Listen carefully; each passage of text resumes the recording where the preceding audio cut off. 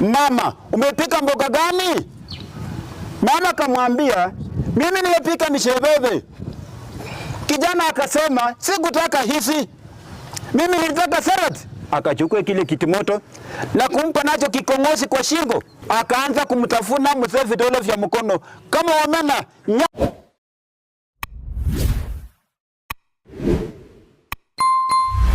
The most exciting conversation because I'm joined by the most hilarious chief. I'm talking about the Misheveve chief. So a few days ago he was all over social media because a lot of people shared his funny videos, and actually there's another guy who went an extra mile and produced a song dubbed Misheveve. Today he's right here with us. He's going to be telling us a lot more about himself. Chief, karibu sana. Nakupata, asante sana. First of all, thanks a lot for giving us an opportunity kuongea na wewe. Nashukuru sana. I realize that wewe uko busy sana, but at least create time umekuja tuongee na wewe. We work with the commitment, devotion and dedication. That's nice. With the right intensity. That's really nice. Thank you. So kwa kifupi tu jaribu tu kujiintroduce, unaitwa nani, wewe umezaliwa wapi, unatokea wapi na unafanya nini? Majina yangu ni Protus Wachuli Sifuna, Chief Support Location. Yes. Nimekuwa chifu wa support location tangu November tarehe 27, 2007. Yes. Ya nimefanya kwa miaka 17. Okay. Yeah, so I'm comfortable in the sound administration. This is one of the most exciting and hilarious way in terms of how you dispense your wisdom and how you address issues, especially to the community. What inspires you? My inspiration comes from the people, because the people in this region on the slopes of Mount Elgon will always wish to see a chief who responds to matters of dense, disparate importance. Yes. Therefore, whenever we have actually any scenario, I have to be involved. And always I have to respond instantaneously or spontaneously. Other than scaring people, I'm always very commodious. I accommodate all of them. Yes. Yes. So a couple of days ago, you went viral, especially on social media, and a lot of people are very impressed with your way of leadership.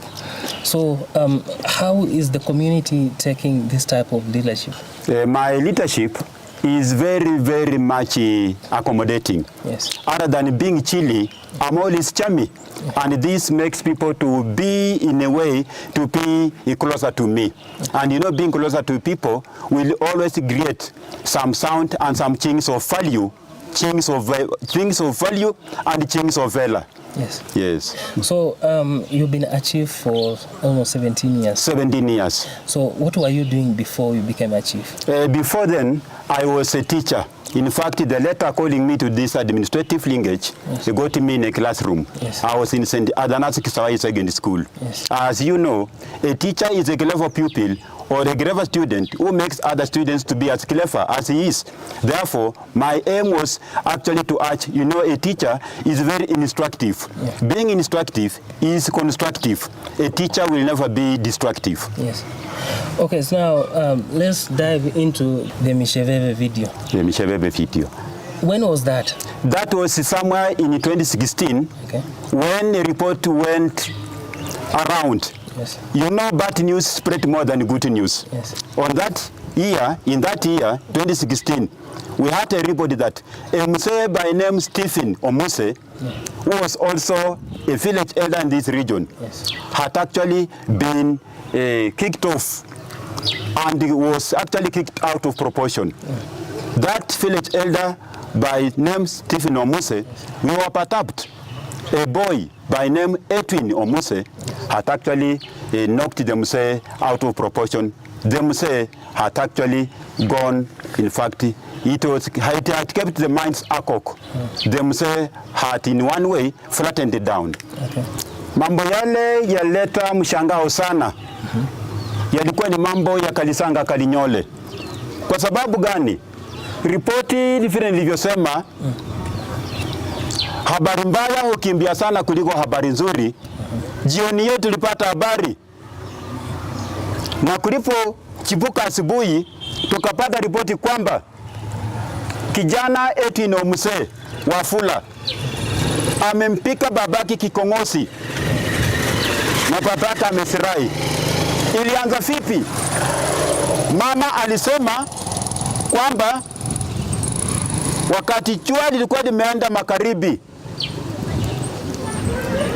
mama alikuwa ameenda kutafuta korokoro ama kufanyia maisha ya hustling hapo kwa mama kwa kijana anaitwa Musa Haoya mwenye shamba la Haoya Farm, na mzee yake Stephen Omuse ambaye ni Mkomolo Lokuburu Lokumunjaru Lokobagara Lokumaganda. Yeye naye alikuwa ameenda kutafuta kibarua kwa Wilprota Haoya. Waliporudi nyumbani, kila mtu amepata kitoweo kiganjani, kila mtu amefurahi. Ghafla binifu kijana huyu Edwin Omuse akaleta mafundefunde kwa hiyo nyumba. Aliuliza mamake Musasi Rose na Mala Wafula, mama, umepika mboga gani? Mama kamwambia, mimi nimepika misheveve. Kijana akasema, sikutaka hizi, mimi nilitaka salad. Kwa kufanya hivyo, kijana akakatapika na kumsukuma mamaka ambaye alikuwa anatota hizo mboga kwa jikoni, amekaa katika kwa kifundefunde cha kitimoto. Alipomsukuma kule, mzee na alikuwa kwa kitanda amelala jali akifuta gumzo la jioni, akisema baada ya kitoweo hicho mama atakuja tuchifunjari na yeye kwa hii kitanda. Ilikuwa ni maajabu sana. Lepe la usingizi alikuweko tena. Akasema kijana, kwa nini unamnyanga mama ya kwangu? Kwa maana makofi anamsapa mama, tena akamsapa mama, tena akamsapa mama. Hiyo iliirritate mzee Stephen Omuse. Kijana alipoona mzee anaamka kwa kitanda, akasema basi umekilete. Kwa sababu mama sasa akapata nafasi ya kupenyeza nje, si kijana akafunga mlango sasa. Nataka sasa wewe kumbe ndio ungeniendea sarati. Mama aliyakuwa mwambie kijana, kama Misheveve hawezi kutumia, si sarati iko pale kwenye kilundu, tumetengeneza makati hapa za tutoje sisi wote. Kijana anasema masomo mnanichelewesha. Always be timely. Basi akachukua kile kitimoto na kumpa nacho kikongozi kwa shingo. Mzee wakadhania amesirai na kumbe ameenda. Kijana hakutosheka, akasema nataka kuhakikisha, naitwanga testing the waters. Akaanza kumtafuna mzee vidole vya mkono kama wamena, nyah nyah nyah. Hii leta maneno maajabu sana. Ghafla binifu sasa ikakuwa ni kwa arrange matanga ya huyo mzee Stephen. Na huyo mzee alikuwa mkasa. Stephen na mzee alikuwa ni mzee mkasa. Huyo mtu akamdelete. That brought in that ugly scenario.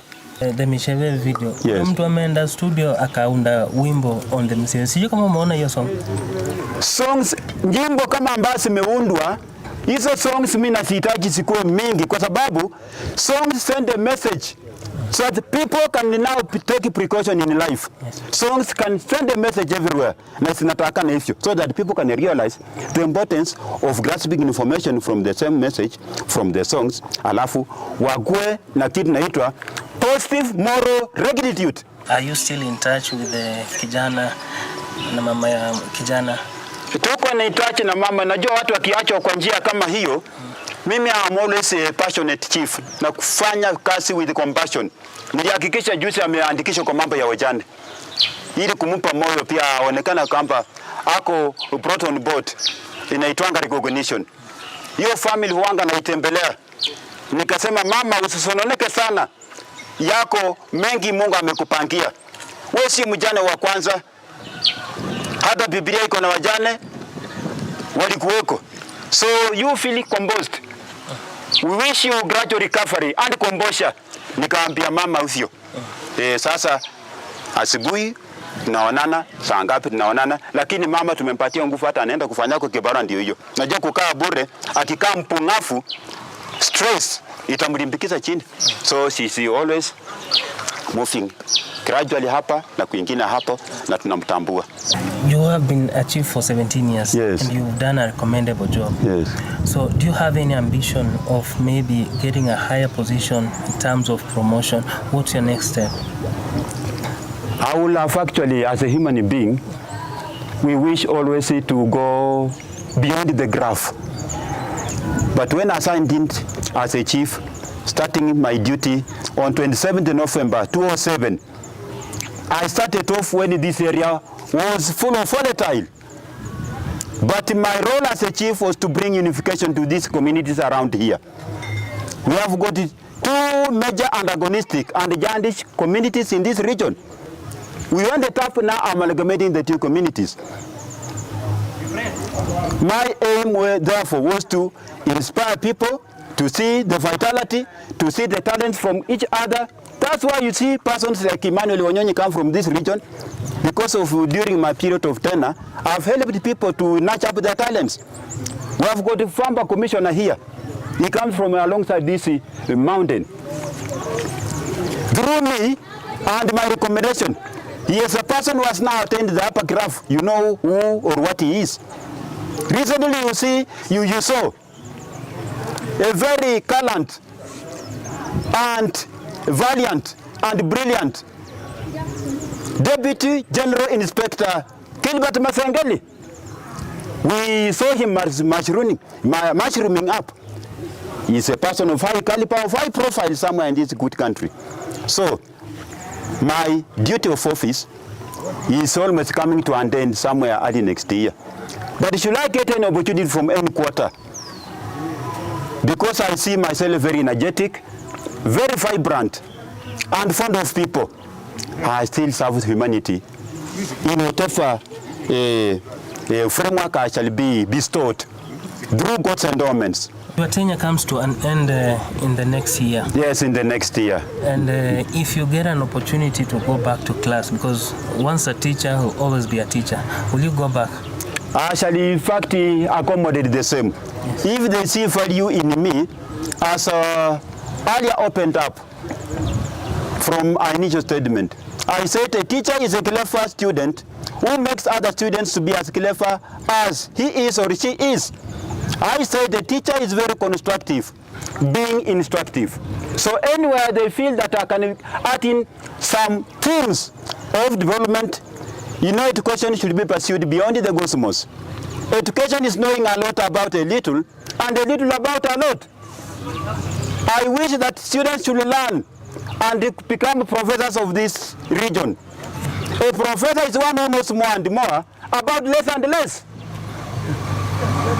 Actually, I shall still go back, or I shall remain resourceful to give advice or sentiments to people. For you being a chief for that long time, yes, what are some of the challenges that you've gone through? Being a chief, you undergo numerous challenges. First of all, you can get accidents. I remember full well when that 18 Omuse thrashed the father on the neck, actually flattening him the same down. It never took long. I had also broken my leg. This leg actually ended up near the mortuary. I recovered narrowly. It was plastered up. So these are the ugly scenarios we do meet. But our objective as a chief, don't always say that you are defeated. You always behave like cocoa or coffee, such that once inserted in hot water, you grow strong and strong. Sisi machifu tuko kama kumbe. Chini siafu inauma, ikikuja katikati, mwanadamu anapika kofi aweke kwa mashafu, ikienda juu ndeke inatonoa. That's how we behave.